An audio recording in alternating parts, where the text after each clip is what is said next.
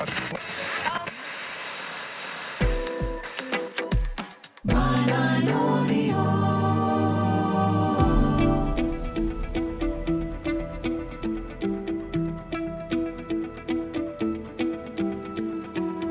and welcome to Byline Times Live with me, Adam Bienkov, and my colleague, our chief reporter, Josiah Mortimer. Josiah, how are you doing? I'm good. It's not too bad. Yeah. It feels like it's a slow week in politics, and yet there's actually quite a lot going on. Yeah, we were preparing for this earlier. I thought, are we going to have much to talk about? And then I suddenly had this huge list of stuff coming through. So what have you been up to this week? Like you've been following Prime Minister's questions today, which I'm sure we'll come on to, but there's the big debate that basically everyone is talking about. It seems to be dominating the front pages. There's been this assisted dying bill that's coming up on Friday, which MPs will vote on the second reading. So it's the first proper debate on this legislation.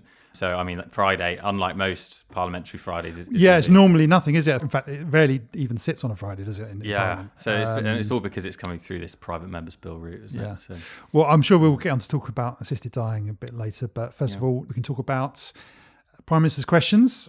It was Kemi Badenoch's third outing as Conservative Party leader. She's had a bit of criticism in the last couple of weeks about her performance, saying it hasn't really matched up to expectations. Yeah. How did she do today? It's not really improving. She started fairly badly. Past couple of times she's been criticised for staring at her notes the whole time. I think it was last week she had a go at Keir Starmer for supposedly reading off his notes and then asked him a question off hers. But yeah, she doesn't seem to be getting any stronger. And I think it is starting to attract a bit of criticism. I'm just looking at a Spectator piece that's just gone out in the last few hours, and they said she needs to do better, first of all. I mean, anyone who was watching it could see that. But it also said Keir Starmer demolished her with facts. And there's just a whole litany of issues. That's not the Spectator line, is it? Normally. Exactly. That's quite striking. Yeah. She started off actually okay. Her first questions were about Rachel Reeves' comments. I think she told the CBI that she wasn't going to raise taxes or borrowing after this budget. And she was walking that back today. And Starmer's spokesman was also walking that back today. And, probably not that surprising that Keir Starmer isn't going to say, no, I'm never going to raise your taxes again. But that was a fairly decent start. But then it seemed for me to sort of rapidly go down when she switched questioning, as she often does. She doesn't seem to stick to one topic. She switched questions immediately to this question of this petition that we've heard a huge amount about in the past week, the petition for him to resign as Prime Minister or to call another general election. And she seemed to suggest that she was in favour of that. I mean, what did you make of that? The question that popped into my mind was like, really? Are you sure? Because Starmer's got, 420 odd seats, enormous majority. And the polls have shifted, but I really don't think it's enough to bring the Tories back. It felt like she had to mention the petition just because it's been such a talking point in right-wing circles, on X. Yeah, exactly. So it just feels like it was almost like she was being pressured into saying. Well, I don't know about you, because I haven't really been going on X in the last couple of weeks other than to post links to articles and things. So I was not even really aware of this petition. So I don't know how far beyond X it's really penetrated people's consciousness. I know it has been picked up by some. I think Keir Starmer was asked about it on ITV once. I think it's broken through to the mainstream primarily because many journalists are still on X and still it looks like they're obsessed with the talking points on there. You and I, many of the Byline people and some other journalists in fairness as well have switched over to platforms like Blue Sky, and these just aren't the talking points on there at all. It feels like X is a bit of a right-wing echo chamber. Some of it's filtering through in terms of the questions that get asked at lobby. You see some of these talking points. Anything must tweets will be asked 10, 15 times at lobby. Just to explain these petitions. So this is a House of Parliament petitions website. Anyone can go on, put a petition up, and lots of people can sign it. Now, I don't remember these making headlines before. The biggest one that I can remember is the one to have a second referendum on Brexit. I believe that got about, was it 6 million or something? This one's got 2 million. I don't remember this being national talking point when re-referendum got 6 million signatures. Not at all. It was almost certainly completely dismissed by some of the people that are now saying this 2 million petition is the biggest. They're saying it's the most important pressing issue of the day. And Keir Starmer had quite a good line when Kemi Badenoch asked him about it.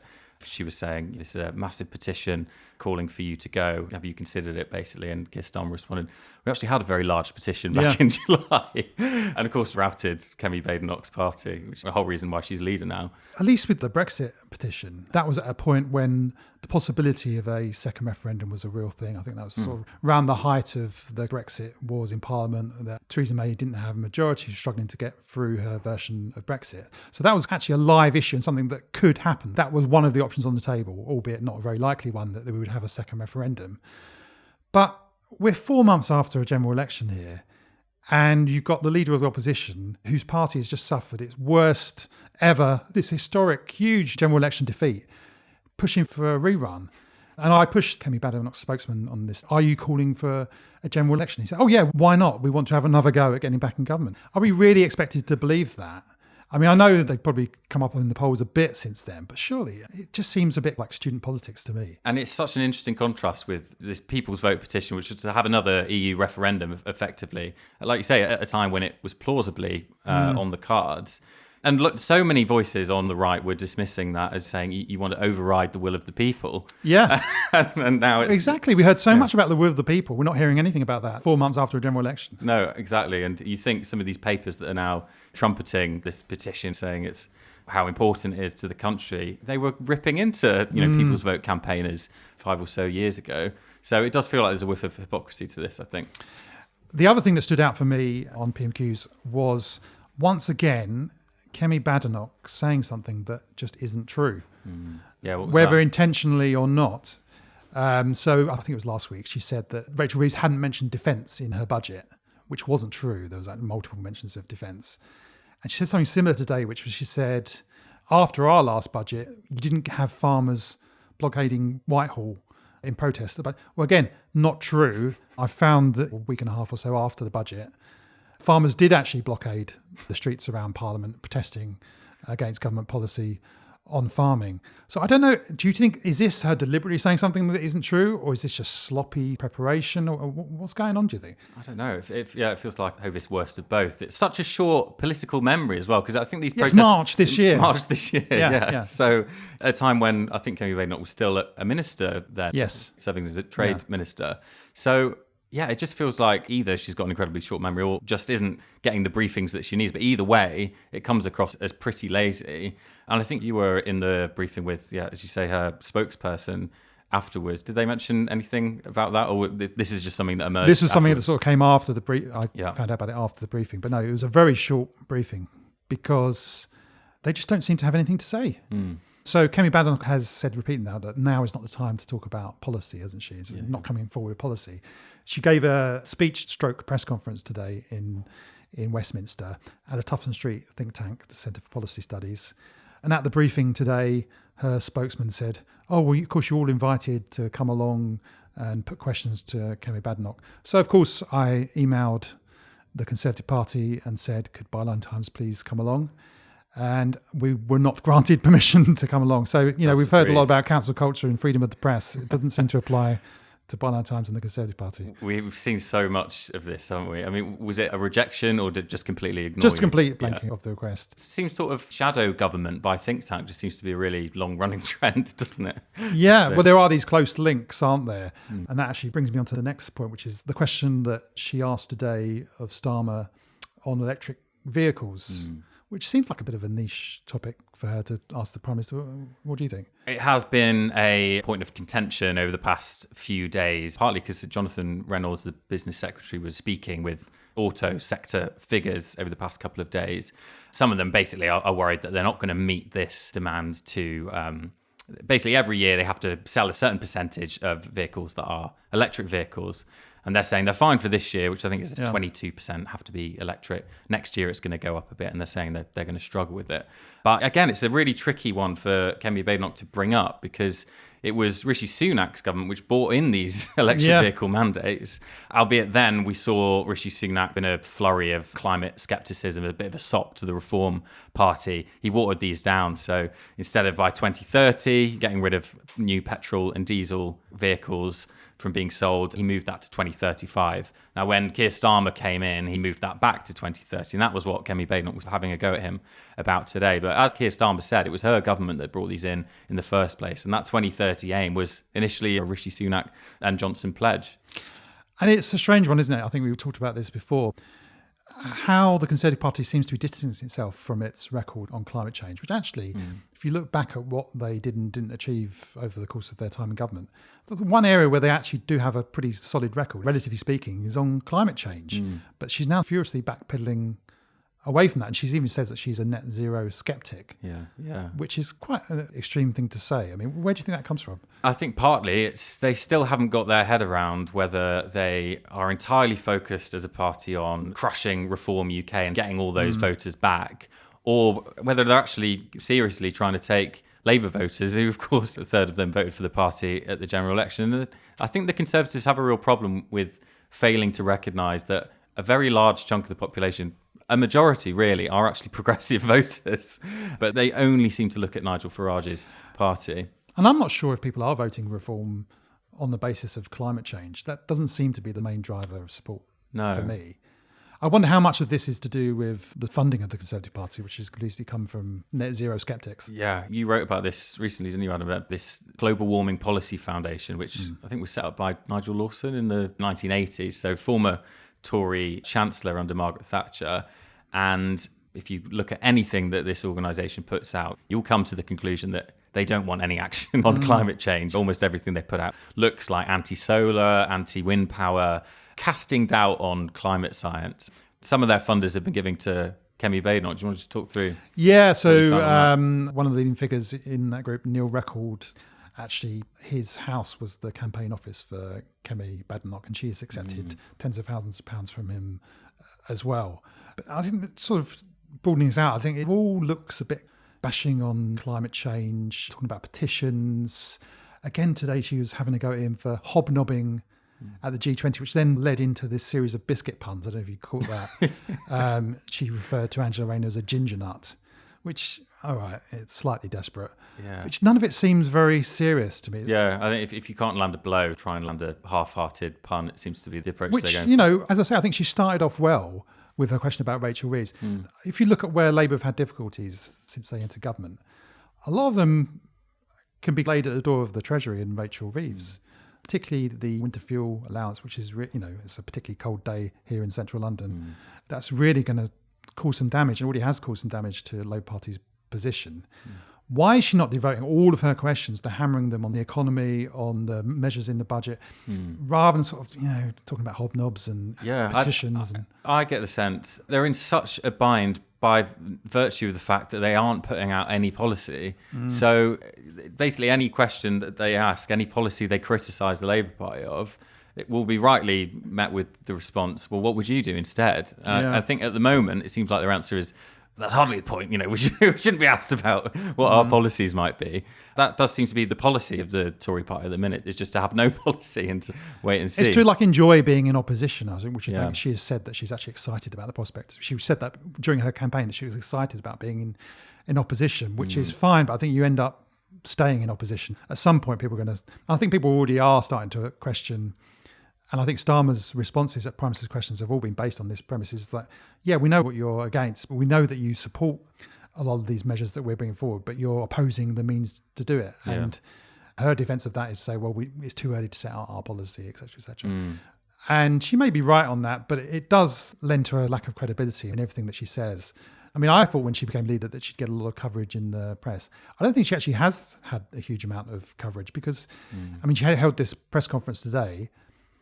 Why, if you're a major news organisation, would you bother giving much time to this when there's no announcements, there's no new policies? She said nothing particularly interesting. She said she's going to hold a series of reviews. How was it met when you and colleagues asked about anything policy related? What did they say? Well, so the stock answer from her spokesman is to say, well, we're not setting any policy yet. And what then happens is that the briefing normally go on for a long time, sometimes too long. The one today with Kemi Badenoch's spokesman, last I timed it, 5.5 minutes. And a lot of that time was devoted by journalists asking, why should we bother coming along to your press conference if you're not going to be announcing anything? In a way, fair play to them because they are turning up and answering questions. But I get the sense maybe they were in government for so long. And, when you're in government, at the end of PMQs, you have these lobby briefings where you are basically pestered by journalists for 45 minutes. It feels maybe that like they still have that mentality. It's the done thing. No one's going to argue with them for turning up and answering a few questions. But without any policy, it does seem a bit empty, doesn't it? Well, let's move on from Kemi Badenoch to something that actually matters, which is the recent announcement of the ICC have got an arrest warrant for Benjamin Netanyahu. And we've seen some interesting responses from European governments and from the US to this. The US have been very aggressively against it, but some European countries, so Germany has said that they think it's hard to see that they would arrest Benjamin Netanyahu if he visited. France has also come out and said that they believe that he would be immune from being arrested. Downing Street have been walking a very fine line with this. They said that they are committed to the ICC, but the Starmer spokesman was completely questioned about this today, about whether Netanyahu would be arrested if he came to the UK, and it's not impossible to believe that he would come to the UK. He's been in the past. And their line is that there will be a domestic legal process which would consider whether Netanyahu would be immune from, which is an interesting one, because they could come out and just say, the ICC has got this arrest warrant. Of course, we're members of the ICC. We would facilitate that arrest if Netanyahu came. Or they could say the opposite, but they're saying neither. What's your view on it? Keir Starmer is, if his worldview is anything, I do think it is, at the moment, until we're shown otherwise, it's kind of following international law, right? It's his background as a lawyer.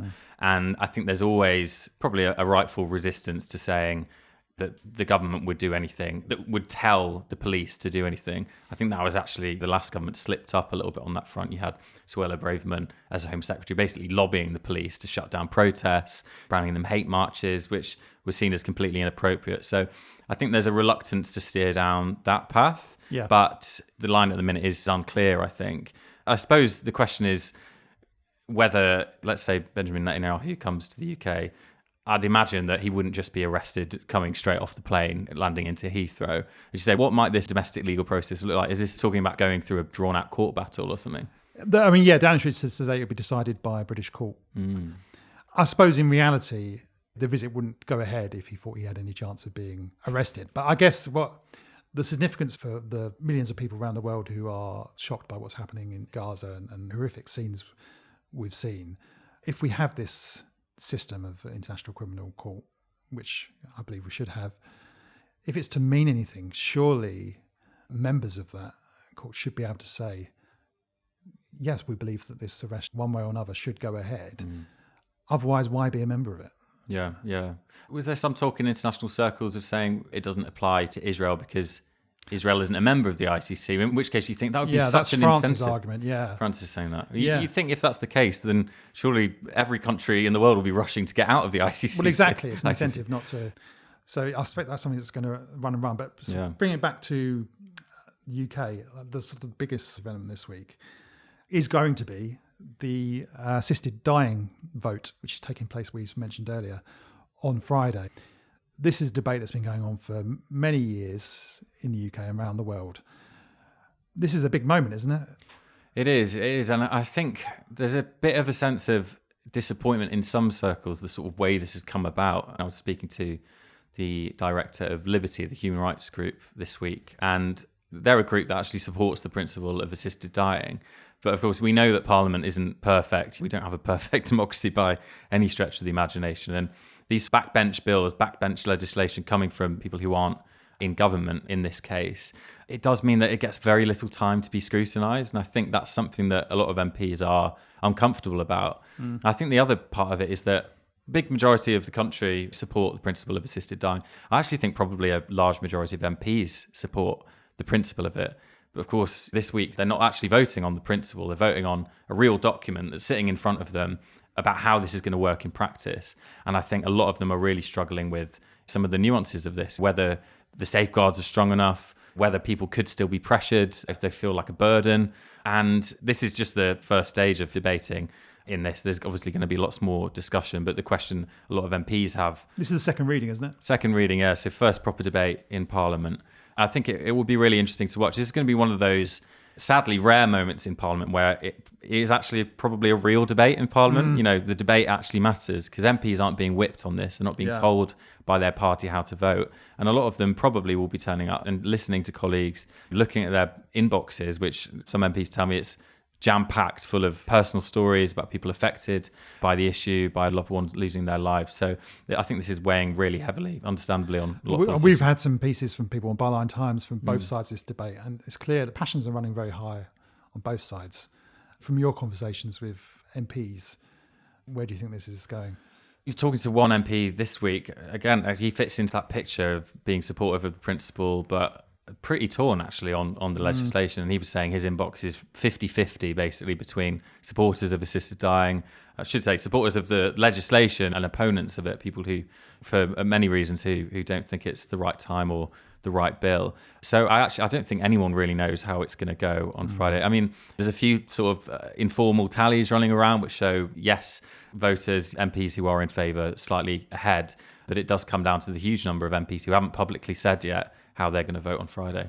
It's a difficult one, isn't it? I think often in politics, we always discuss the risk of taking action or putting a new law forward.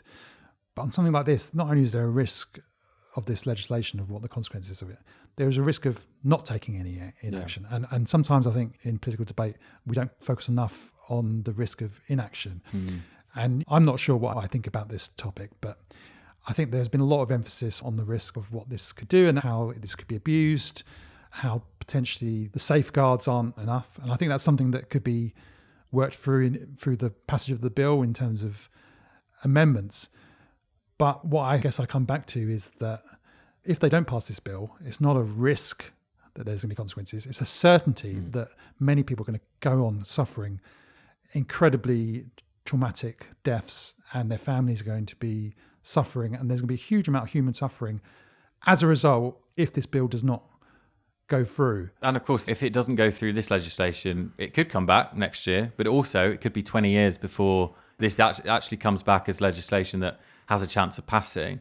And I think MPs backers, including Kim Leadbeater, who's proposed this legislation, the Labour MP, they have gone for a very narrow list of reasons why people can get this. Actually, it's just people who have a terminal illness and are expected to die within 6 months. It's quite narrow compared to elsewhere in the world, isn't it? It is, yeah. In the Netherlands, I think, and Canada, it's more along the lines of if you are suffering. Intolerable suffering is the phrase that's often used, rather than if you're actually have a terminal illness. But the fear that is being raised from opponents is we are members of the ECHR, but the idea that perhaps this will be challenged in the courts and by people who say, I should have this right, and I'm being discriminated against by not being able to end my life. And then the legislation perhaps becomes a bit broader than it was intended. But of course, at the end of the day, Parliament is technically sovereign. They could override the courts. But I think if there were repeated rulings against this legislation, then that would obviously put the pressure on. So there's so many intricacies, I think, here. And it's a really tricky one. It's not a simple, do you support suffering or oppose it? Yeah. I don't think it's in anyone's interest to present this debate like that. I mean, I'm interested in your thoughts on this, Adam. It feels like it's something that kind of isn't really a left-right issue. No, absolutely. And it's something that I think we deliberately, as a newspaper and as a news organisation, haven't taken a view on at all. We've had people arguing passionately from both sides. And I think it is a very fine issue. There isn't a clear right or wrong. And as you say, it doesn't divide along party lines, does it at all, really? No, and just a complete straw poll, speaking to people on Blue Sky and other platforms are available, of course, earlier this week. You would have lots of personal experiences. I think there are 150 odd in reply to my post. And almost all of them were, I've lost a loved one. It was extremely painful. They wanted to have this dignity, this choice in ending their life. And others who say, I've got a disabled child or disabled relatives or people who are disabled themselves who worry that because of the state of the NHS, because palliative care when people are dying is in such a poor state, as we know, after the last 14 years, would people just not be pressured by other people, but feel like they are a burden and they would try and choose this route. There's another really interesting aspect to this, which the Liberty director raised with me, which is at the moment, it's if you're under this legislation, if you have a terminal illness, you will have this choice. Well, what happens if you don't have a terminal illness, but you refuse treatment for something that then, as a result of that, becomes terminal? And then effectively lots more people have this option, right? So, as I say, it all comes back to this thing where it's really just not simple. And although it's a short bill, there are really massive ramifications to this. And as you say, massive ramifications to not doing anything as well. I'm sure there'll be lots of amendments. I think one of the concerns has been that there possibly hasn't been enough time given to the passage of this bill. Yeah. This is another thing behind it being a private members bill. They're basically only debated on Fridays. Yeah. You get a few Fridays to talk this all through. But I don't think whatever happens to this legislation, the debate isn't going away. Yeah. So we've heard a lot about assisted dying this week, rightly so. We've also heard a lot about this petition, less rightly so. What other stories haven't we been told about this week? There has actually been quite a lot, and you wouldn't notice it, I don't think, from looking at the front pages. But I think it was just yesterday, the legislation to renationalise the railways in England got royal assent, got signed off by the King. I don't think that got covered at all, no. This is, it's a big deal. Massive deal. It basically means all of the railways in the UK will be in public hands by the end of this decade. And this has been a long-running aim of the left for a long time, and it seems like it's passed unnoticed, really. Yeah, and I think it's partly because it's fairly moderate in the way that it's done. When the franchises end with these private rail operators, then they'll come across as a sort of staggered set of dates. They'll come back into public ownership. But I was actually leafing through the legislation today, and perhaps it's just a reflection of the fact that no one's really been looking at it. The Secretary of State will be required to basically list the worst to the best performing current rail operators. All right. And it looks like those... On what basis is that? On the basis... On delays and... Delays, yeah, customer satisfaction. Yeah. I don't know if the criteria are currently out there yet, but it does feel like this idea of a break clause, which is in the law at the minute. If an operator is performing really badly, the Transport Secretary can just come in and say, right, we're taking over. And that's happened in a few cases. And I get the sense that under this legislation, which, as I say, passed yesterday, there could be a few train operators where ministers say, you're just performing so badly, we're going to end it now. And that could be a much quicker route to bringing these lines into public ownership. But I'm planning on delving into this in a bit more detail in the coming weeks. But it's, it does feel like a little hack there. So it is a big moment. And Starmer, originally, when he ran to be leader, was in favour of nationalisations of other parts of the public sector. I wonder if, in a few years' time, if this process is seen to be a success, this could open the door to things like private water sector being nationalised. Yeah. They're putting through at the minute this special measures bill on the water industry. I think there's a real chance that some water companies could go bust in the next 5 years or just drop out because crashes. And what does Starmer do then? I guess, Yeah, I mean, it would feel unfathomable that they'd say, right, we're just going to hand you over to another failing public. Yeah. Do you think the political dynamics could shift where Labour gets to a position where it says... Well, it's the thing about politics, isn't it, is what seems impossible, once that precedent has been set, suddenly becomes possible and nobody questions it. So for many years now, since the 1980s, the idea of nationalisation was a complete no-go for the Labour Party. Starmer's changed that now, I think, and I think we could see a real shift. Another example, I guess, would be equal marriage, for instance, which for a long time in the Conservative Party they were hugely divided over, and actually a majority against for a long time. But once it's in place, you will not hear a Conservative MP saying that they would repeal equal marriage. And you don't even hear Reform talk about that. No. So it's a testament, really, isn't it? So, you hear a lot about the sort of Overton window and how this idea that politics gets shifted to, and often that's talked about shifting to the right. I just wonder whether this is a case of it potentially shifting to the left. I think so. And definitely things can move. And part of it's just by virtue of being in government. It's harder for left-wing governments to do, or, governments of the Labour Party, whatever you want to call them, to set the agenda with the state of the press that we have. But they do control the narrative a little bit, and they can change these debates. I just want to touch on, if you don't mind, Adam, another really big bit of legislation this week that's going through, which is the tobacco and vapes bill, which is basically going to ban smoking for, in 30 years, basically no one will legally be able to buy cigarettes. So this was originally brought forward by Rishi Sunak, who I understand he didn't even vote, did he? Doesn't look like it, no. This was meant to be his big legacy, wasn't it? Yeah. But he cancelled it at the general election. Well, it got dropped because Rishi Sunak called the general election, which then lost all this legislation. So some of his landmark legislation he was meant to pass got dropped because he didn't want to wait for a bit longer and see the polls decline even further. But it's a big change, isn't it? Yeah. It's a big change. Do you think that we would have been having this conversation? Again, it's one of those issues, isn't it, where it feels like 5 years ago it would have been completely bonkers to talk about banning cigarettes, or certainly not in the public debate. But the conversation shifted quite quickly. I think the original smoking ban was very controversial at the time. Opinion polls show that there's massive public support for smoking bans. And there has been a steady, decades-long decline in smoking. I think what we've seen in recent years is the rise of vaping as the alternative, and particularly among younger people as well. We have seen a bit of a reversal on this, though, haven't we? There was a suggestion that this bill could include a ban on smoking in pub gardens. That's no longer the case, right? That's gone. I think there was such a backlash from the hospitality sector. They just thought it's not worth pushing on with. But just looking at the vote last night, I think it was something like 450 MPs in favour, less than 50 against. So it's really quickly become this consensus issue. And again, because it's one of these staggered things, the age at which you can buy cigarettes gets a year older every year. Yeah. Unfortunately, and a lot of young people don't vote. So could have a big impact on the NHS in the years to come. It's a big drain on the NHS smoking-related illness, isn't it? Yeah, I mean, maybe this will become one of these legacy issues, and sadly for Rishi Sunak, he won't be able to claim that mantle. No, very much not.